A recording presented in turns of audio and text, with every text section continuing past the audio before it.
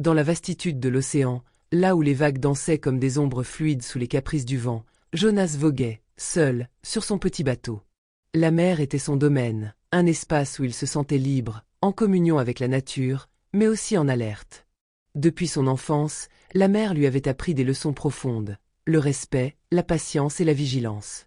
Elle était une amie silencieuse, une compagne de solitude, mais aussi une maîtresse capricieuse, dont les humeurs pouvaient changer en un clin d'œil, aussi tranquille que dévastatrice.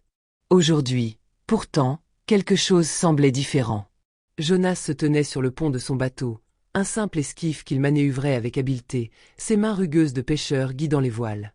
Le soleil, haut dans le ciel, baignait la mer d'une lumière dorée, créant une mer d'un bleu calme, presque irréel, aux vagues si douces qu'elles semblaient presque s'endormir. L'horizon s'étendait à l'infini devant lui, un mélange parfait de ciel et de mer qui se confondait dans une toile bleutée, sans frontières. Mais ce jour-là, la mer semblait contenir un secret. Il y avait dans l'air une étrange tranquillité, une sorte de calme solennel que Jonas n'avait pas l'habitude de ressentir.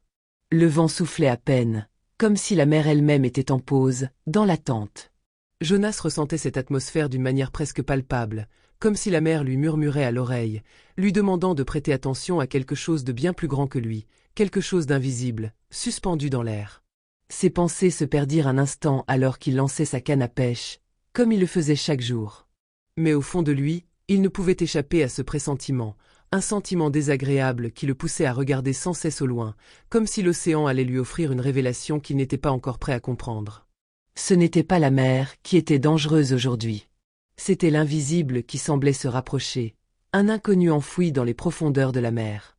Le calme de la mer se brisa soudainement lorsqu'un léger mouvement attira son regard. Là, au loin, flottant à la dérive, une forme étrange se dessinait à l'horizon. À première vue, ce n'était qu'un point vague, un débris peut-être, ou une illusion de la mer. Mais quelque chose dans cette forme l'intrigua. Ses yeux, qui avaient vu des milliers de créatures marines, s'agitaient soudainement. Jonas plissa les yeux. L'objet semblait se rapprocher de lui à mesure que les vagues l'entraînaient. Un radeau. Un radeau de fortune, fait de planches de bois flottantes, déformées par le temps et les vagues. Il n'y avait pas de voile, ni de moteur. Seul un objet brisé, dérivant au gré du courant. Jonas se pencha en avant, l'esprit confus. Il avait l'habitude de voir des objets flottants, des morceaux de bois, des épaves oubliées, mais ce radeau semblait être différent. Il était trop petit, trop fragile, pour être un simple débris. Plus il s'approchait, plus il distingua la silhouette qui reposait dessus. Un frisson parcourut son échine. Sur le radeau, un petit être, un enfant, solitaire et étrange, se trouvait là, endormi dans une couverture qui semblait trop grande pour lui. Le contraste était frappant. L'océan, d'un calme olympien autour du radeau, rendait l'image encore plus surréaliste. Une scène figée, presque irréelle. Un bébé en pleine mer, seul.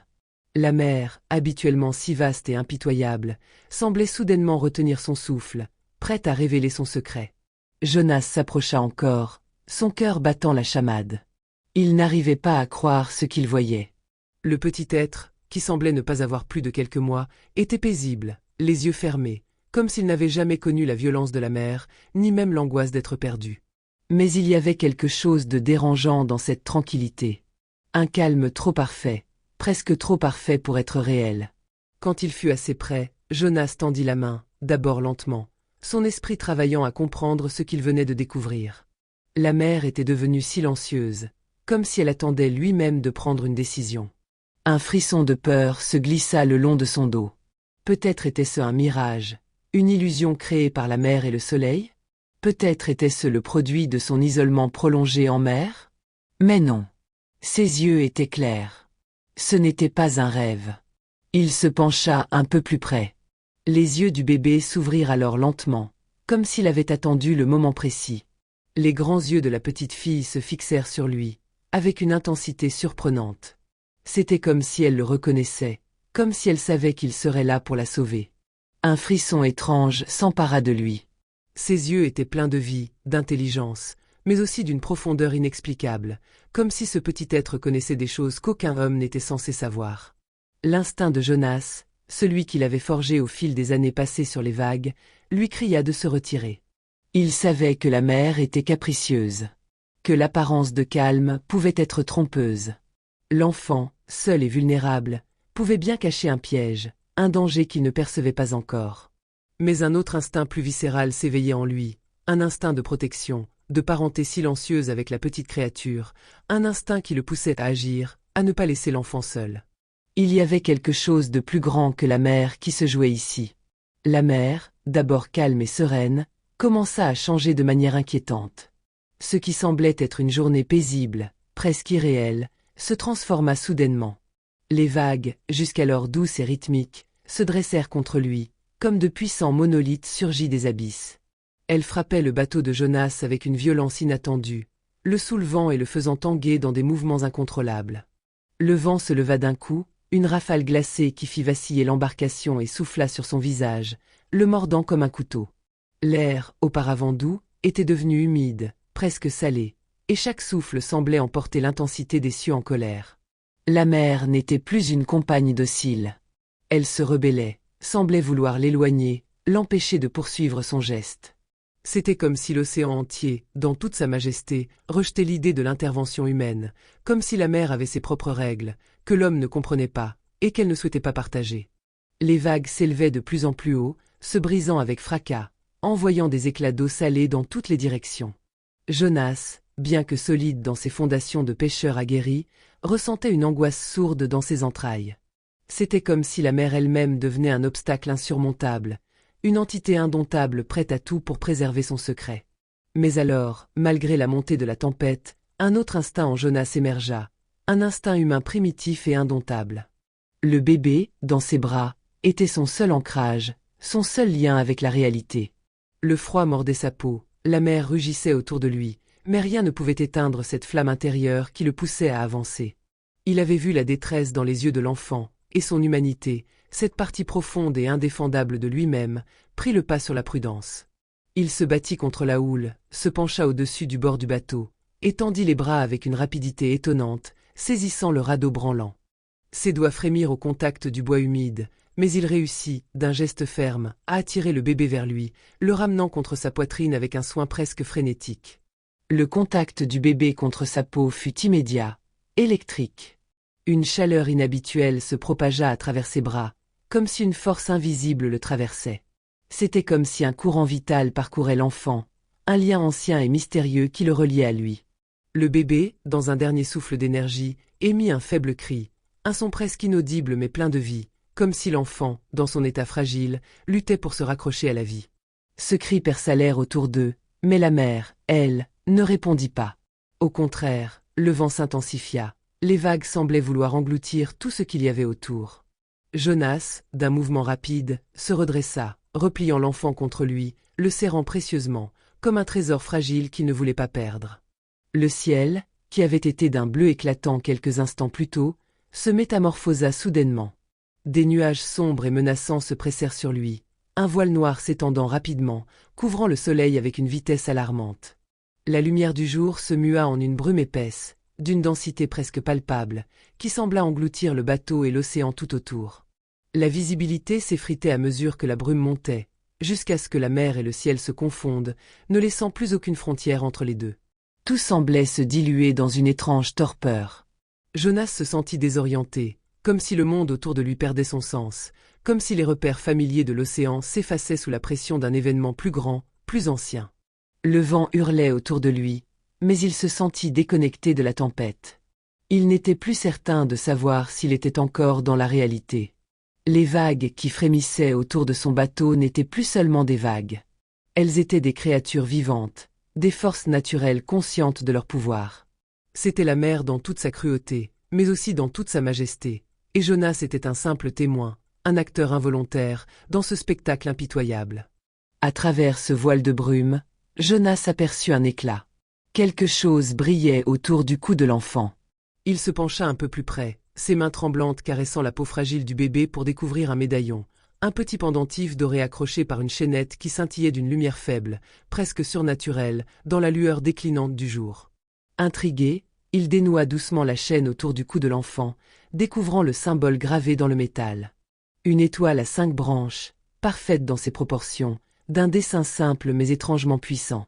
L'étoile semblait vivante, comme si elle émettait une énergie invisible, palpable dans l'air qui s'était alourdi autour de lui.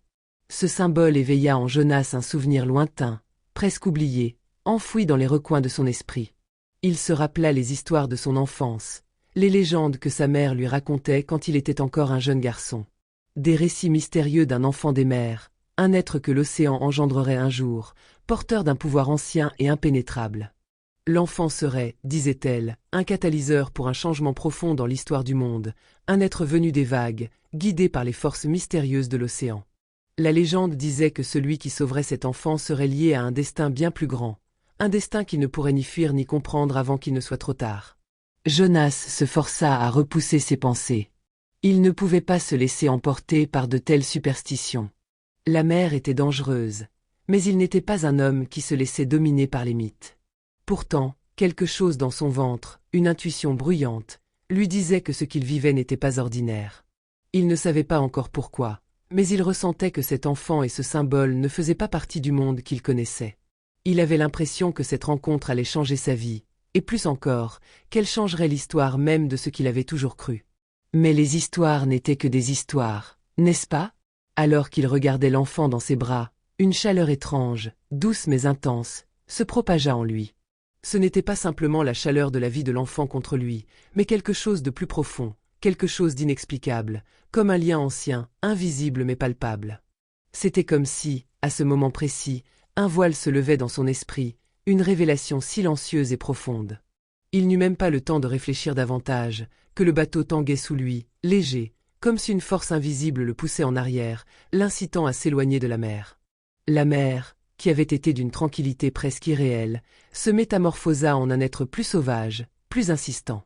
L'eau autour de lui s'agita soudainement, avec une énergie déstabilisante, comme si elle prenait vie et réagissait à sa présence. Le vent, d'abord doux, se fit plus pressant, soufflant avec une force étrange, porteur d'une urgence qu'il n'avait jamais ressentie. Ce vent, presque comme une alerte, portait en lui des murmures invisibles, des bruits presque imperceptibles mais néanmoins présents. Il secouait l'embarcation, la poussant dans des directions imprévues, comme une main géante invisible en plein travail. Les vagues, qui jusque-là semblaient presque dansantes, devenaient de plus en plus menaçantes, se dressant avec une puissance croissante. Elles montaient, s'élevaient de plus en plus haut, se brisaient avec une violence inouïe sur les côtés du bateau, menaçant de l'engloutir sous leur poids. Un bruit sourd, semblable à un grondement lointain, se fit entendre, une vibration terrifiante qui semblait sortir des tréfonds de l'océan. Ce n'était pas simplement le son des vagues se brisant, c'était comme un écho de la mer elle-même, un appel, une alerte, un avertissement que Jonas ne pouvait ignorer. La mer, cet élément auquel il avait toujours fait face avec une certaine confiance, semblait soudainement vivante, comme si elle était consciente de sa présence, comme si elle avait reconnu quelque chose en lui, ou en l'enfant, quelque chose qu'il ne pouvait comprendre. C'est alors qu'une vision claire traversa l'esprit de Jonas, une vision qui le saisit sans crier gare. Une image d'un monde englouti sous les vagues, d'une cité immense et mystérieuse, jadis brillante et pleine de vie, maintenant noyée sous les eaux. Des ruines anciennes, couvertes de coraux et de sable, dégageaient une aura d'oubli et de secret. Jonas vit les vestiges de ce monde perdu, un monde ancien, dont l'existence même semblait s'être éteinte dans l'indifférence des siècles, protégé par la mer elle-même. L'enfant dans ses bras n'était pas simplement un bébé abandonné. Non, il portait en lui l'héritage de ce monde englouti. Il était l'héritier d'une civilisation perdue, un enfant des vagues, un enfant choisi par l'océan pour être son témoin, son messager. La mer, comme une entité protectrice, ne l'avait pas simplement sauvé. Elle l'avait placé là, dans les bras de Jonas, comme un catalyseur pour réveiller des forces anciennes, des secrets enfouis depuis longtemps. Sans un mot, une certitude s'empara de lui. Il n'était plus le simple pêcheur qui vivait au jour le jour, cherchant à tirer sa subsistance de l'océan. Non, il était désormais un témoin, un acteur, un élément essentiel d'une histoire bien plus grande que lui. Il sentit une responsabilité lourde s'imposer sur ses épaules, un poids ancien et immuable. Il n'avait pas le choix. Il devait protéger cet enfant, et à travers lui, préserver ce secret que la mer elle-même semblait vouloir cacher aux hommes. Il n'était plus un simple témoin passif. Il était désormais un acteur dans un drame millénaire, un drame qui se déroulait bien au-delà de ce qu'il avait jamais imaginé. À cet instant précis, comme si la mer elle-même avait entendu son engagement, La brume qui s'était levée autour de lui commença à se dissiper. En quelques secondes, elle s'éloigna, comme si un voile s'était soudainement levé sur l'horizon. L'océan, qui s'était déchaîné quelques instants plus tôt, se calma, retrouvant une sérénité étrange, presque surnaturelle. Les vagues se réduisirent à des ondulations paisibles, et la mer devint aussi calme que le reflet d'un miroir. Le ciel, qui avait été assombri par les nuages, retrouva sa couleur bleu limpide, douce et accueillante. Le soleil perça à travers la brume dissipée, baignant la mer d'une lumière douce et dorée, comme si l'océan, dans un dernier souffle de gratitude, offrait sa bénédiction. Jonas ressentit un apaisement profond, mais aussi un étrange sentiment de perte, comme si tout ce qu'il avait connu jusqu'à ce moment-là s'éloignait, laissant place à une réalité nouvelle et incompréhensible. L'enfant dans ses bras n'était pas simplement un fardeau. Il était un signe, un messager, un appel à une aventure plus grande. Il n'était plus un homme simple, un pêcheur solitaire.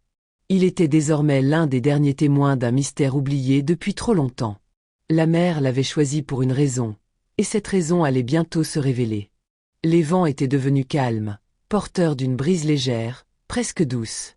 Le bateau, qui avait tangué avec violence, se stabilisa, glissant lentement à travers l'eau calme. Le port, autrefois lointain, se rapprochait désormais à vue d'œil, mais Jonas savait que ce n'était pas la fin de son voyage. Non, c'était seulement le début. Le début d'une aventure qui le conduirait au cœur de secrets anciens, d'histoires enfouies sous la mer, dans les ruines d'un monde perdu.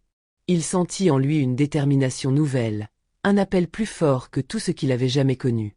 En regagnant le port, son regard se posa sur le petit bébé qu'il tenait toujours dans ses bras, paisible et serein. Jonas savait désormais que cet enfant n'était pas simplement un enfant. Il était le gardien d'un secret, le début d'un voyage qui marquerait l'histoire d'une manière qu'il ne pouvait encore imaginer. La mer, en le choisissant pour cette mission, l'avait lié à quelque chose de plus grand que lui, quelque chose qu'il devrait honorer, protéger et comprendre. Ainsi commence le voyage de Jonas. Un voyage qui le conduira des rives de la simplicité à l'aube d'une vérité ancienne et puissante. Un voyage de pêcheur solitaire à témoin d'un destin oublié. Un voyage où l'histoire, longtemps enfouie sous les vagues, sera enfin révélée.